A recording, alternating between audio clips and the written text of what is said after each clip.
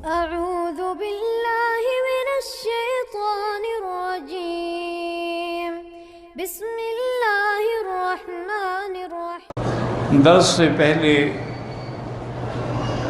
میں اپنے تمام احباب کا، اصحاب کا، طلباء کا، علماء کا، اصحاب مدارس کا، مہربانوں کا شکر گزار ہوں کہ انہوں نے میری اہلیہ کی وفات کے صدمے میں الحمدللہ شراکت کی اور پوری طریقے سے اخلاص سے انہوں نے دعائیں کی اور ان کو ایصال ثواب کیا۔ اللہ تعالیٰ اس کا بدلہ ان کو دنیا و آخرت میں عطا فرمائیں گے۔ یعنی میں خود سچی بات یہ ہے کہ میں سمجھتا ہوں کہ یہ میری بیوی کی نیکیوں کا بدلہ ہے، خدمات کا بدلہ ہے کہ بچپن سے لے کر موت تک اس نے طلباء کی، علماء کی، حجاج کی، مہمانوں کی خدمت کی اور 50 آدمیوں کا کھانا اکیلے پکا کے ان کو کھلانا، تقسیم کرنا، اور پھر میرا ساتھ تو اس کا بچپن کا ساتھ ہے۔ ہم تو کٹھے کھیلے ہیں، میرے چاچے کی بیٹی تھی، یعنی ہمارا بچپن ہی کٹھے گزرا۔ تقریباً یوں سمجھیں کہ 70 سال کی رفاقت جو ہے میری ٹوٹ گئی۔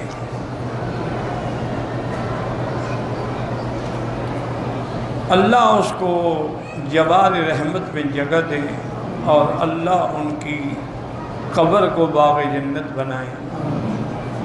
ابھی میں درس میں بیٹھا تھا تو درس سے پہلے مجھے ٹیلی فون آیا ہے کہ بہت بڑے بزرگ ہیں، اللہ ان کو سلامت رکھے۔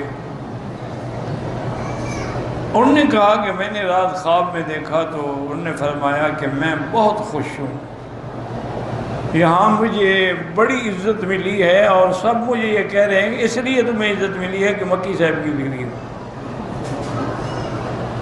تو میں بہت زیادہ خوش ہوں، اتنے اس نے خوشی کا اظہار کیا،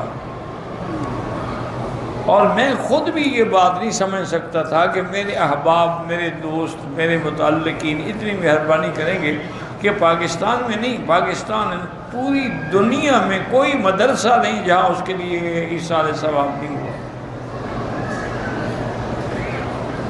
بہت سارے مدارس نے مجھے ٹیلی فون کیے کہ حضرت ابھی ان کا دفن نہیں ہوا لیکن ہم نے 2 لاکھ دفعہ کلمہ پڑھ کے ان کی روح کو بخشایا۔ مدارس نے تمام تعلیمات اپنی بند کر دی کہ تعلیم بند کر دو، صرف مکی صاحب کی بیوی کے لیے تلاوت قرآن کر کے دعائیں کرو۔ تو اللہ ان کو جزائے خیر دے، میں کیا ان کو بدلہ دے سکتا ہوں؟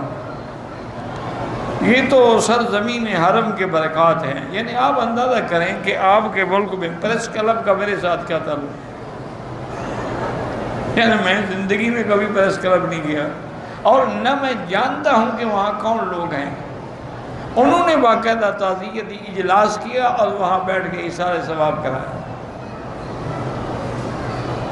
تو یہ اللہ کی طرف سے ہے، اس میں میرا کوئی نہ کمال ہے نہ بزرگی ہے، اور درخواست ہے کہ دعا کریں کہ میری ہمشیرہ، وہ بھی بیچاری بہت تکلیف میں ہیں، اللہ ان کو شفاء کاملہ، صحت عاجلہ عطا فرمائے اور اس بڑھاپے میں کسی کا محتاج نہ کرے۔ انہوں نے بھی بڑی خدمت کی ہے، یعنی تصور نہیں کر سکتے ہیں آپ۔ ابھی اسی رمضان میں میری بیوی بھی اور میری ہمشیرہ بھی دونوں معذور ہیں، ویل چیئر پہ ہم لاتے تھے، وہ تراویح پڑھنے کے لیے حرم آتی تھی۔ اچھا، تراویح ختم کر کے پھر مسجد میں پہنچاؤ، ہم تہجد بھی پڑھیں گے، اور ویل چیئر پہ ہیں، دونوں ویل چیئر پہ۔ تو یہ جس کو اللہ چاہے، ایسے بھی لوگ ہم نے دیکھے ہیں جن کو قرآن پڑھنا نصیب ہی نہیں ہوتا، سننا بھی نصیب نہیں ہوتا۔ میں نے کئی لوگوں کو دیکھا، تراویح کھڑی ہے، نماز ہو رہی ہے، وہ سو رہے ہیں۔ کسی نے کہہ بھی دیا تو کہ جی ہم مسافر ہیں، مسافر کے لیے تو فرض نماز میں بھی قصر ہے۔ اللہ کے بندے، مسافر ہونے پر ہمارا عقیدہ ہے کہ مسافر کے لیے قصر ہے، مسافر کے لیے روزہ نہ رکھنے کی رعایت ہے، اس میں کوئی شک نہیں۔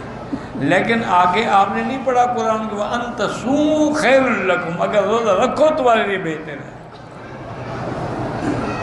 یعنی سفر میں روزہ نہ رکھنے کی اجازت ہے، یہ نہیں حکم ہے کہ بالکل نہیں رکھنا، لیکن حکم آگے یہی ہے کہ اگر رکھو تو تمہارے لیے بہتر ہے، کیونکہ پھر رمضان تو نہیں ملے گا نا، قضا کرو گے تو کسی دوسرے مہینے میں کرو گے، رمضان کے برکات و ثمرات تو نہیں ملیں گے۔ تو اسی طریقے سے الحمدللہ ثم الحمدللہ۔ اور پھر تھوڑا سا اگر آپ ذہن پہ زور دیں، سفر تو میرے بدنی کا تھا کہ اونٹنیوں پہ سفر ہوتا تھا، گھوڑوں پہ سفر ہوتا تھا، یعنی 8 دن کے بعد حضور مدینہ پاک سے مکہ پہنچتے تھے، آپ تو 3 گھنٹے میں پہنچ جاتے ہیں، اور تپتی ہوا صحرا، ریت ہے، لو چل رہی ہے، نہ درخت ہے، نہ کوئی منزل ہے، نہ ٹھکانہ ہے، اسی میں سفر ہو رہا ہے، اور کپڑے ایسے لٹکا دیے تو بس وہ ایک قسم کا چھت بن گئے، اس نے کتنا دھوپ روکنی ہوتی۔ آپ کے لیے کیا، آپ تو جی ایئر کنڈیشن ہوائی جہاز میں بیٹھتے ہیں، ماشاءاللہ ایئر کنڈیشن بسوں میں تشریف لاتے ہیں، ایئر کنڈیشن ہوٹلوں میں قیام فرماتے ہیں، اور جناب 5 سٹار ڈشز جو ہیں وہ تناول فرماتے ہیں، آپ کا کیا سفر ہے؟ پھر بھی کہیں کہ جی نہیں ہم تھک گئے تھے اس لیے عمرہ نہیں کر سکے، انا للہ و انا، یہ نہ کہو تھک گئے، یہ کہو کہ اللہ نے محروم کر